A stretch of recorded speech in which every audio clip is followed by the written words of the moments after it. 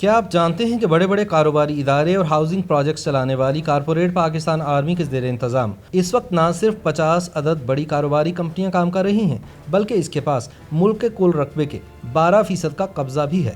اسی کے بلبوتے پر اب ملک میں ایک علیحدہ معاشی سلطنت قائم کی جا چکی ہے، جس کی وجہ سے ریاست کے اندر بھی ایک علیحدہ ریاست بن چکی ہے۔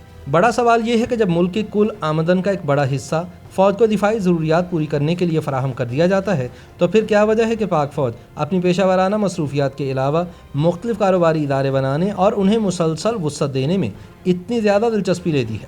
دفاعی امور کی تجزیہ کار ڈاکٹر عائشہ صدیقہ کا کہنا ہے کہ وہ ممالک جہاں فوج کو مطلوبہ وسائل فراہم نہیں کیے جاتے وہاں فوج کو محدود پیمانے پر چند کاروبار کرنے کی اجازت دی جاتی ہے، لیکن پاکستان میں حکومت فوج کو پورے وسائل فراہم کرتی ہے۔ انہوں نے کہا کہ 50 کی دہائی میں مختلف کاروباری ادارے فوج سے ریٹائر ہونے والے افسران کو مراعات فراہم کرنے کے لیے بنائے گئے تھے، لیکن یہ بھی سب جانتے ہیں کہ ریٹائرڈ فوجیوں کو پینشن بھی ملتی ہے جو کہ سویلین کھاتے سے ادا کی جاتی ہے۔ عائشہ صدیقہ کا کہنا ہے کہ پیشہ ورانہ افواج خود کو کاروباری سرگرمیوں میں مصروف نہیں کرتی، اس کے علاوہ فوج کو ملنے والے فنڈز کا آڈٹ تو ہوتا ہی نہیں، اس لیے یہ بھی نہیں معلوم کہ کیا فوج کو ملنے والا بجٹ ان کاروباری اداروں میں تو استعمال نہیں ہوتا۔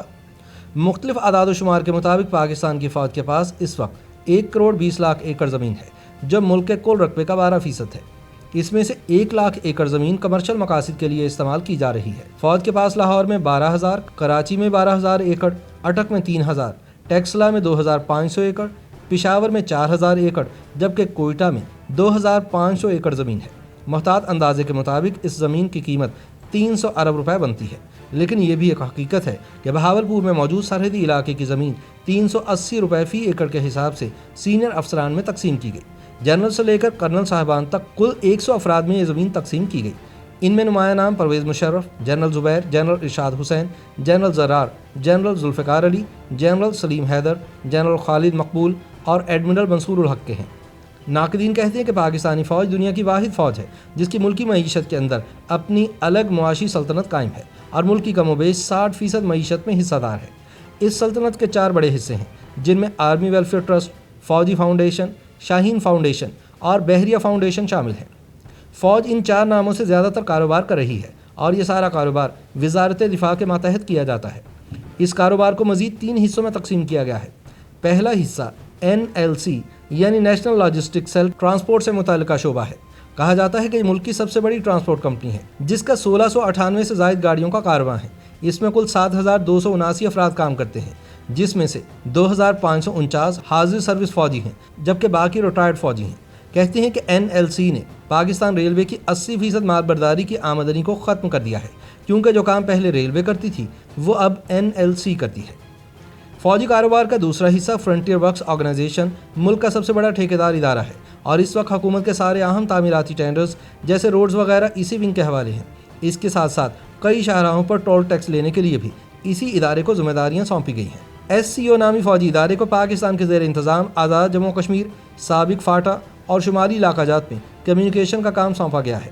ناقدین کہتے ہیں کہ مشرف سرکار نے ریٹائرمنٹ کے بعد 5,000 کے لگ بھگ فوجی افسران کو مختلف اداروں میں اہم عہدوں پر فائز کیا اور ایک رپورٹ کے مطابق اس وقت ملک میں 56,000 سول عہدوں پر سابق فوجی افسر متعین ہیں جن میں 1,600 کارپوریشنز میں ہیں۔ پاکستان رینجرز بھی اسی طرح کے کاروبار میں بڑھ چڑھ کر حصہ لے رہی ہے جس میں سمندری علاقے کی 1800 کلومیٹر لمبی سندھ اور بلوچستان کے ساحل پر موجود جھیلوں پر رسائی ہے۔ اس وقت سندھ کی 20 جھیلوں پر رینجرز کی عملداری ہے۔ اس ادارے کے پاس پیٹرول پمپس اور اہم ہوٹلز بھی ہیں۔ 15 فروری سن 2005 کو سینٹ میں پیش کردہ ایک رپورٹ کے مطابق فوج کے کئی ادارے اسٹاک ایکسچینج میں رجسٹر بھی نہیں ہیں اور ان کی یہ ساری سرمایہ کاری کسی بھی صورت میں عالمی سرمایہ کاری سے الگ بھی نہیں ہے۔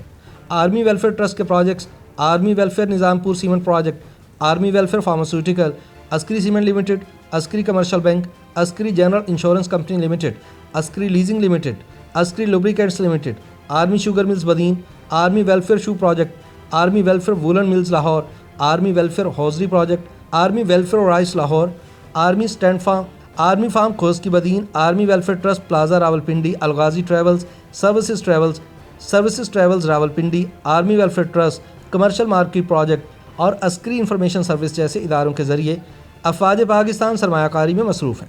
اس کے علاوہ فوجی فاؤنڈیشن کے پروجیکٹس میں فوجی شوگر ملز ٹنڈو محمد خان، فوجی شوگر ملز بدین، فوجی شوگر ملز سانگلہ ہل، فوجی سیریلز، فوجی کارن فلیکس، فوجی پولی پروپائلین پروڈکٹس، फाउंडेशन गैस कंपनी, फौजी फर्टिलाइज़र कंपनी, फौजी fertiliser institute, national identity card project, foundation medical college, फौजी गार्डन फर्टिलाइज़र गखड़ फाटक कराची और फौजी सिक्योरिटी कंपनी लिमिटेड वगैरह शामिल हैं। शाहीन फाउंडेशन के प्रोजेक्ट्स में Shaheen international, Shaheen cargo, Shaheen airport services, Shaheen Airways, Shaheen complex, Shaheen PTV, Shaheen information और टेक्नोलॉजी सिस्टम। बहरिया फाउंडेशन के प्रोजेक्ट्स में बहरिया university, फ्लाही trading agency, Bahria travel agency, Bahria construction, Bahria paints, Bahria deep sea fishing, Bahria complex, Bahria housing, Bahria bakery, Bahria shipping, Bahria coastal service, Bahria catering and decoration service, Bahria farming, Bahria holding, Bahria ship breaking, Bahria harbour services, Bahria dime और बहरिया foundation college Bahawalpur शामिल हैं। मुल्क के तमाम बड़े शहरों में मौजूद cantonment areas, defence housing societies, Askari housing projects और ज़रई अराजी फार्म इसके अलावा हैं। सन 1955 में कोठी बराज की तकमील के बाद गवर्नर जनरल गुलाम मोहम्मद ने एक आपाशी स्कीम शुरू की जिसके तहत ज़मीनें बांटी गई, लेकिन 4 लाख मुकामी अफराद में तकसीम करने की बजाय ये ज़मीनें बाअसर अफराद में तकसीम कर दी गई। यहाँ जनरल अयूब खान को 500 एकड़, कर्नल ज़ियाउल्लाह को 500 एकड़, कर्नल नूर इलाही को 500 एकड़ और कर्नल अख्तर हफीज़ को भी 500 एकड़ ज़मीन अलॉट हुई। कैप्टन फिरोज़ खान और मेजर आमिर को 243 एकड़, जबकि चीफ सेक्रेटरी सुबह सादिक को 400 एकड़ ज़मीन का हकदार करार दिया गया। इसी तरह सन 1962 में दरियाए सिंध पर कश्मूर के करीब गुद्दू बैराज की तामीर मुकम्मल हुई। इससे सैराब होने वाली ज़मीनें, जिनका रेट उस वक्त 5 से 10 हज़ार रुपये फ़ी एकड़ था, अस्करी हुकाम ने सिर्फ 500 रुपये फ़ी एकड़ के हिसाब से खरीदी। गुद्दू बैराज के पास जनरल अयूब खान को 247 एकड़, जनरल मूसा खान को 250 एकड़, जनरल अमराव खान को 246 एकड़, ब्रिगेडियर सैयद अनवर को 246 एकड़ और दीगर कई अफसरान को भी कई एकड़ ज़मीनों से नवाजा गया। अयूब खान के अहद में ही मुख्तलिफ शख्सियात को बैराजों पर ज़मीनें अलॉट की गई। अयूब खान के बेटे गौहर अयूब के ससुर जनरल हबीबुल्लाह को हर बैराज पर वसी कता अराजी अलॉट हुआ। याद रहे कि general Habibullah Gandhara corruption scandal के अहम किरदार थे। जनरल अयूब ने जजेस को भी सैकड़ों एकड़ ज़मीनें अलॉट की। इनमें जस्टिस S.A. रहमान, इनामुल्लाह खान, मोहम्मद दाऊद फैज़ुल्लाह खान और जस्टिस मोहम्मद मुनीर शामिल थे। अयूब खान ने जिन पुलिस अफसरान में ज़मीनें तकसीम की उनमें मलिक अता Mohammad Khan DIG, Najaf Khan DIG समेत दीगर शामिल थे। वाज़े रहे कि नजफ़ खान लियाकत अली कत्ल केस के किरदार थे। अफ़गानी कातिल सैयद अकबर को गोली इन्होंने मारी थी। सन 1982 में हुकूमत पाकिस्तान ने कैटल फार्मिंग स्कीम शुरू की। इसका मकसद छोटे काश्तकारों को भेड़ बकरियां पालने के लिए ज़मीन अलॉट करना था, मगर इस स्कीम में गवर्नर सिंध जनरल सादिक अब्बासी ने सिंध के जंगलात की कीमती ज़मीन 240 रुपये फ़ी एकड़ के हिसाब से मुफ्त बांटी। इस अरसे में फ़ौज ने कोटरी, सेवन शरीफ, ठट्ठा और मकली में 25 लाख एकड़ ज़मीन खरीदी। सन 1993 में हुकूमत ने बहावलपुर में 33,866 एकड़ ज़मीन फ़ौज के हवाले की। जून सन 2015 में हुकूमत सिंध ने जंगलात की 9,600 एकड़ कीमती ज़मीन फ़ौज के हवाले की। 24 जून सन 2009 को रेवेन्यू बोर्ड पंजाब की रिपोर्ट के मुताबिक 62% लीज़ की ज़मीन सिर्फ 56 आला अस्करी अफसरान में बांटी गई, जबकि उनका हिस्सा सिर्फ 10% था। सन 2003 में तहसील सादिकाबाद के इलाके नवाज़ाबाद की 2,500 एकड़ ज़मीन फ़ौज के हवाले की गई।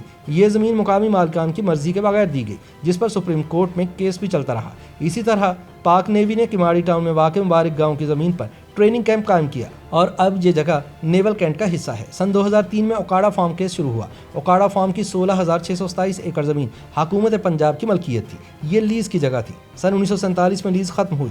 हुकूमत पंजाब ने इसे काश्तकारों में ज़रई मकासद से तकसीम किया। सन 2003 में इस ज़मीन पर फ़ौज ने अपना हक़ ज़ाहिर कर दिया। उस वक्त DG ISPR शौकत सुल्तान के बकौल फ़ौज अपनी ज़रूरियात के लिए कहीं भी जगह ले सकती है। सन 2003 में सेनेट में रिपोर्ट पेश की गई जिसके मुताबिक फ़ौज मुल्क भर में 27 बड़ी हाउसिंग स्कीम चला रही है। आम लोगों को यह हकीकत मालूम नहीं कि फ़ौज के तहत चलने वाले कारोबारी इदारे खसारे, करप्शन और बदइंतज़ामी में स्टील मिल्स और PIA समेत किसी भी सरकारी इदारे से पीछे नहीं। इनका खसारा कम दिखाने का तरीका अंदरूनी मुल्क और बैरून मुल्क से लिए हुए कर्ज़ों को इक्विटी दिखाकर बैलेंस शीट बेहतर दिखाने का है, लेकिन इसके बावजूद ये आज की तारीख में भी खसारे में है। ये एक ट्रेंड है जो पिछले 30 साल में बार बार दोहराया जाता है और हर ऑडिट से पहले गवर्नमेंट से बेल आउट पैकेज ना लिया जाए या अंदरूनी और बैरूनी कर्जे ना हों तो खसारा हर साल अरबों तक पहुंच जाए। लेकिन हर हुकूमत खुद इनको बेल आउट पैकेज देने पर मजबूर पाती है और जो देने में तामुल करे तो हुकूमत गिरने के असबाब ऐसे पैदा होते हैं जैसे बारिश से पहले बादल आते हैं। लेकिन सिविल हुकूमतों को दिफाई बजट के अलावा आर्मी के कारोबारों के लिए भी अरबों रुपए के बेल आउट पैकेजेस देना पड़ते हैं। रिटायर्ड फौजियों की पेंशन भी सिविल बजट से अदा की जाती है। बैरूनी कर्जे और उनका सूद वगैरह अदा करके हुकूमत के पास GDP का कमोबेश 40% बचता है। फिर खसारा पूरा करने और मुल्क चलाने और अगले साल के अखराजात के लिए नया कर्ज लिया जाता है। ये एक ऐसा घन चक्कर है जिसमें कौम आहिस्ता आहिस्ता ऐसे फंसती चली जा रही है کہ ہر گزرتا سال پچھلے سال سے مشکل ہوتا جا رہا ہے۔ YouTube پر گوگلی نیوز دیکھنے کے لیے youtube.com کی سرچ بار میں googly news T V type کریں۔ گوگلی نیوز کے پیج پر سرخ رنگ کے سبسکرپشن والے بٹن پر کلک کرنا نہ بھولیے۔ YouTube پیج پر اپلوڈ ہونے والی ویڈیوز سے باخبر رہنے کے لیے بیل آئیکن پر کلک کیجیے۔ آپ کو ہر نئی ویڈیو کے بارے میں نوٹیفیکیشن موصول ہو جائے گا۔